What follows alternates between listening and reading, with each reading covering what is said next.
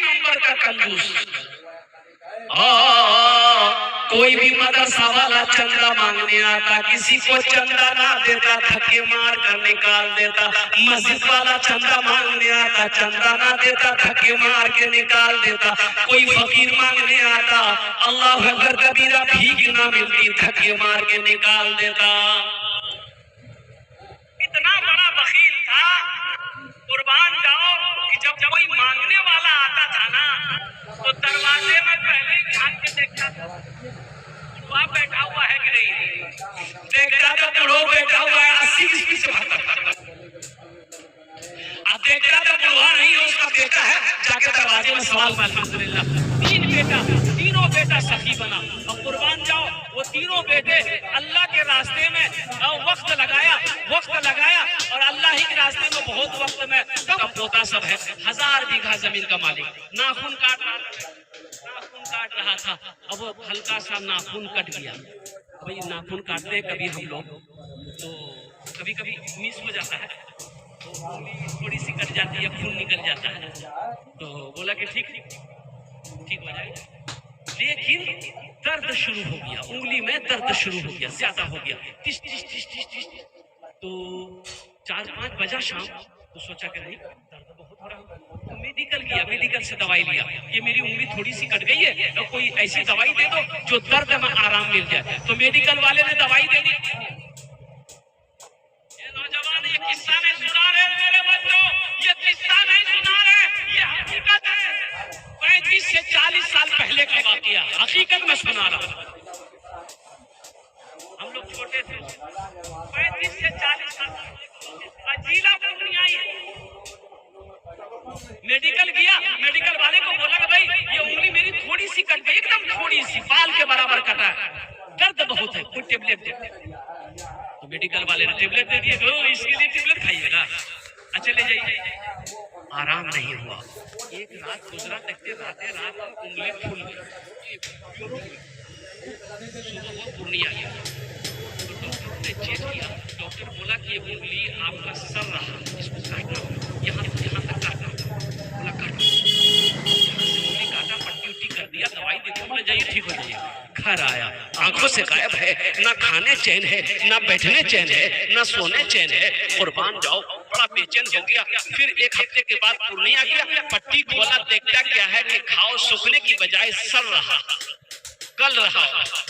Doctor बोला कि infection बहुत ज्यादा फैल गया, यहाँ से हाथ काटना होगा, नहीं तो कैंसर हो जाएगा। बोला जल्दी काट, यहाँ से हाथ काट। पट्टी बांधा और घर आया। और कुर्बान जाओ, आराम नहीं। डॉक्टरों ने मशवरा दिया, वो लोगों ने मशवरा दिया, पटना भागो। पटना गया, पटना में जाके वहां जब चेकअप कराया तो डॉक्टर ये बोला कि ये इन्फेक्शन बहुत ज्यादा फैल गया है, यहाँ से हाथ काटना होगा। बोला जल्दी काट, यहाँ से हाथ काट। वहां से पट्टी करके दवाई लेकर के 10 दिन रह करके घर आया। कुर्बान जाओ, आराम नहीं मिल रहा है, चैन नहीं है, सुकून नहीं है। ऐसा लग रहा है कि बदन के अंदर में कोई कैंची चला रहा है, ऐसा लग रहा है कि बदन के अंदर में कोई सुई चुभ रहा है। आंखों की नींद खत्म हो गई है, ना खा पा रहा है, दिन ब दिन सेहत गिरती चली जा रही है। लोगों ने मशवरा दिया कि बंबई भागो, अरे बड़ी बीमारी है, बड़ा डॉक्टर के पास जाओ, बंबई जाओ। बंबई भागा, फ्लाइट की टिकट बनाया, बंबई भागा। डॉक्टरों ने बंबई में चेक किया तो पता ये चला ये इन्फेक्शन बहुत फैल गया है, यहाँ से हाथ काटना होगा, नहीं तो पूरे जिस्म में ये इसका जरासीम फैलेगा। बोला जल्दी काटो, यहाँ से हाथ काटो। वहां से इलाज करके घर आया।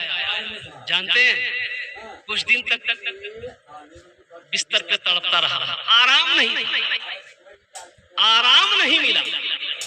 मौत आई, मर गया। लोग कब्र बनाने लग गए।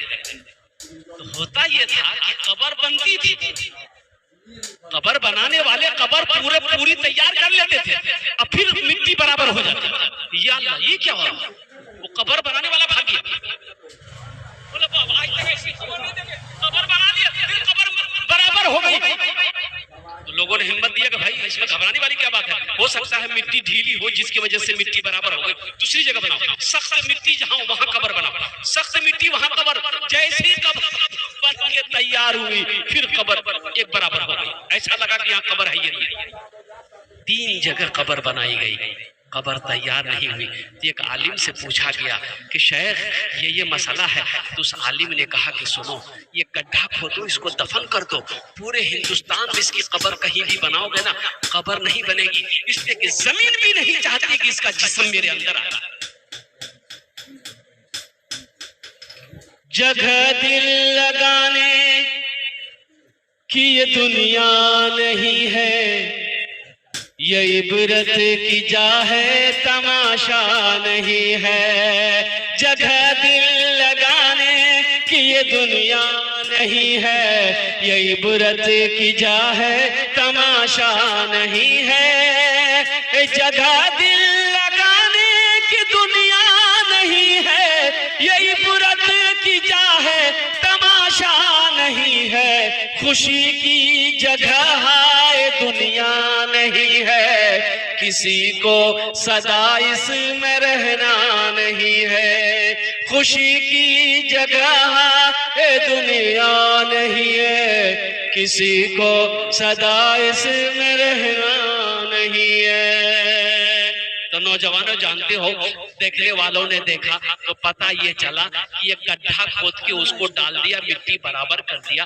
देखने वालों ने देखा क्या, हा उसकी कब्र से धुआं निकल रहा। इसलिए मेरे भाइयों, जिसकी जिंदगी अच्छी होगी उसकी मौत अच्छी होगी, जिसकी जिंदगी बुरी होगी उसकी मौत बुरी होगी। और जिंदगी अच्छी गुजारने के लिए अच्छे अमल चाहिए, अच्छी जिंदगी गुजारने के लिए अच्छा अमल चाहिए। और तमाम अमलों में सबसे बेहतर अमल जो है वो अमल है नमाज।